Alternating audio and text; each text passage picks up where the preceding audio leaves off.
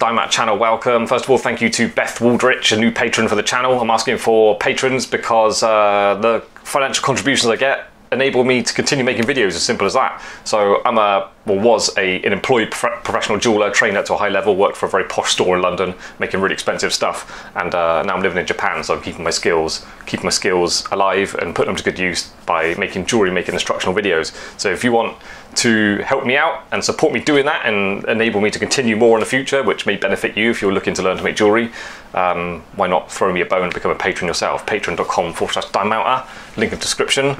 Anyways, get into it. So today I'm not actually doing any work, but talking about getting rings cut off fingers. So I'll tell you a little bit about what to expect, because maybe you've got a ring stuck on your finger, done a bit of research, and you found this video, so you're trying to learn what to expect or the best way to go about getting it removed from your finger. So I'll tell you what's going on from a jeweller's perspective. Okay, so you need your ring cut off your finger. Why do you need your ring cut off your finger? It's because you put on weight and you got old over decades or something, and your ring used to fit you and you never take it off, and then your body has changed and now it's become a borderline medical emergency and you're being forced to have it removed off you. I think it's healthy to take rings off sometimes. I mean, really, every day. Like every time you sleep, every time you have a shower, like certainly every time. A lot of people go to the gym lately. Going to the gym, I imagine it's going to be uncomfortable, a lot of jewellery, lifting heavy weights and stuff, but it can damage the jewellery more than damage your body. Like a job I've done a few times in the past to reshape jewellery and resize it, because people have lifted heavy weights, even going on holiday and coming back and lifting suitcases and stuff, rings go out of shape because there's a lot of weight and people squeezing, holding a handle, squeezing their fingers really tight. You can knock things out of shape. So anyway, there are circumstances you should remove your jewellery. I don't think it's a good idea to just wear it every day, no matter what. But people do, but whatever. So yeah, you need to get it cut off. People go to the fire brigade to have things cut off. I wouldn't do that. Their tools are really for cutting dead people out of cars. I don't think you want that big snippers cutting through your jewellery. You can go to hospital. This was a hospital job, and look what a mess they made. Let me show up close what to expect if you go to hospital for them to cut your ring off. So your special ring, super sentimental, wearing it for years, never take it off. Look what the hospital are going to do to it. They are going to absolutely destroy it to get it off your finger.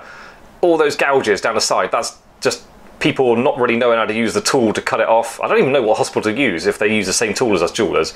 I can't imagine they do, because they just make such a mess of it. I mean, it's completely ripped out of shape. Completely gouged up. Nasty. So I would recommend taking it to a jeweller's, because most jewellers, I mean really all of them, any jewellers with a workshop at the back, if they can do even just simple little repairs, little jump monkey jobs, just as a service to offer customers, we have a special tool for getting stuck rings off of fingers. So I don't actually have the tool here, but a ring from a previous video I'm waiting to get some solder to repair. The tool we have is like a pair of pliers basically, but that bottom one is sort of rounded, flattish rounded there, and then goes flat. That will slide under the ring like that, so that can go under a ring and be comfortable for the person still wearing it. And then this top half will be like a wheel with a handle on the side, and there's like a little teethy kind of blade, basically a circular blade, and that clamps down there. So you'll probably be asked to put your hand down on flat on a desk to keep your finger still, and then a jeweler will do this, and then they'll just be like winding the side, and it cuts through. It should be quite a quick job. So note to jewelers. So a note to jewellers, if you are going to offer this service, you haven't done it before, or you have done it before but not for a long time, I would check that tool you've got, make sure it's not rusty and horrible, make sure it's actually in nice condition, because people are really sentimental about their jewellery, and it's a bit scary for people to actually have this done to them. So make sure the tool's nice and clean and you're not scaring them. Don't come out into the shop saying, like, who wants their ring cut off? Like, actually be kind of serious about it, because it is a bit scary for people. But yeah, make sure your tool's clean and nice. Make sure that blade is in good condition. You want to be able to cut the ring off like quickly and conveniently for the customer. And then also, once it's cut through, it's not like you can take it off now. That ring needs opening up, and then if you haven't done this before, once you cut through it, the ends are sharp. So people can still be injured from taking it off. So you need to open it up somehow. So say that's on someone's finger, you just successfully cut through it, it's still stuck on their finger. You need to try and maneuver it. So maybe try and get some pliers like this, one side, one's that side, and then it should be quite easy to do. Just pull it open a little bit, just open it up enough for it to come off the finger. Only takes a slight movement, but yeah, like I'm saying, it will have a really sharp edge, so be careful with that edge. Tell people to be careful with it. A nice touch that we used to do is have a clean tissue ready to give the customer straight away. Remember, this is a ring that's likely been on their finger for ages, way too long, way past since it should have been taken off. So they're likely, even if there are no cuts or anything, you need to just give them a tissue and they can wipe their finger after, relieves the stress a little bit. It's like a little closing ceremony for getting that ring off. If you've got like an antibacterial wipe as well, it might be nice to wipe the finger with that and then give them a clean tissue. I don't know, just look after them a little bit, because it's not a nice experience to have that cut off. A little bit stressful because they maybe didn't take the ring off for many years because it is so sentimental, and then they've just watched it being like hacked off their finger. So a little bit stress for the customer, so look after them a little bit with, you know, a glass of water, clean tissues and stuff. There's, in England we've got this thing called Sods Law, yeah? It's like if there's something bad can happen, or the worst scenario, the most awkward or annoying scenario is possible, it will happen. An example of that is if there's a hallmark or any sort of special engraving inside, no matter where you choose to cut through the ring, it will go through the hallmark. And same with this one, a bit of engraving on the inside, cut straight through it. So maybe ask the customer where they would like it cut. Let them choose, and then it's on them really, when it will definitely go through the hallmark anyway, because that's just Sods Law. But maybe it's worth looking at it closely, seeing if you can see any evidence of a solder join, and then cut through that if possible. But yeah, in my experience, always, it will cut through something important on the inside. So anyway, that's customer sorted. I'll show you, talk about give you some advice for jewellers. Okay, so I'll show you this up close. I mean, I was about to say earlier, I think they snipped it off, but it's like they just ripped it off. It's almost like it just exploded off, like they used TNT or something to get it off their finger. Such a bad job. So anyway, for the jewellers, you need to cut off that bad bit, or I mean, I'll literally just cut that off. If it's not too far from being flat, just file it a bit.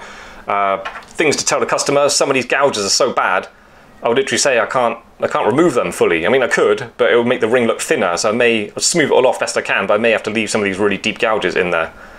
They may be left behind.